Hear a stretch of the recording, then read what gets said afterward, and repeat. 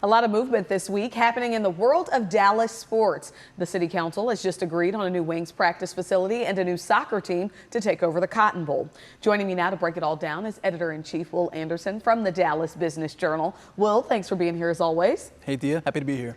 Now, a lot has been made on the sports stadium front in the past 24 hours. Tell us what exactly has happened in the last day. Yeah, for those who didn't stay up all night watching city council, I Yes. don't blame you. Two pretty pivotal decisions about that pertain to the future of pro sports here in Dallas.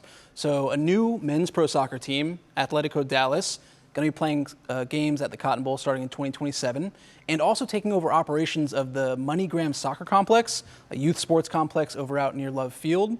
So that's big. And then there's also Dallas Wings. Yep. So the city council will be supporting, helping them build a new practice facility in the Oak Cliff area, West Oak Cliff. Two, big question marks up until that point, of course. And what did public officials have to say about the Wings and Atletico Dallas coming to the city?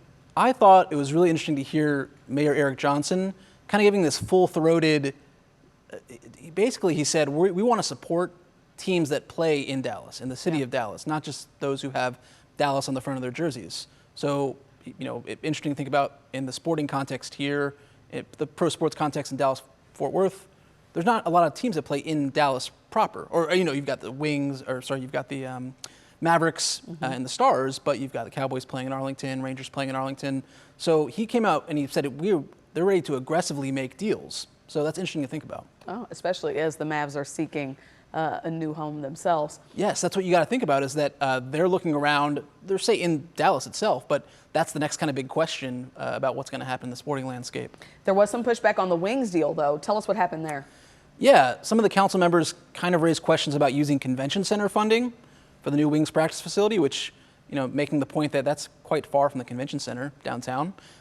It does kind of tie together because the Wings also are likely going to play home games in the future at the kind of a new revived auditorium in the Redeveloped Convention Center, so you can see the tie. But it'll be interesting to see what comes of that because that is it's pretty far from the convention center. A little bit far. No, it's bit. definitely a bit of a hike. Will Anderson, editor-in-chief of the Dallas Business Journal, we appreciate you. Thank you.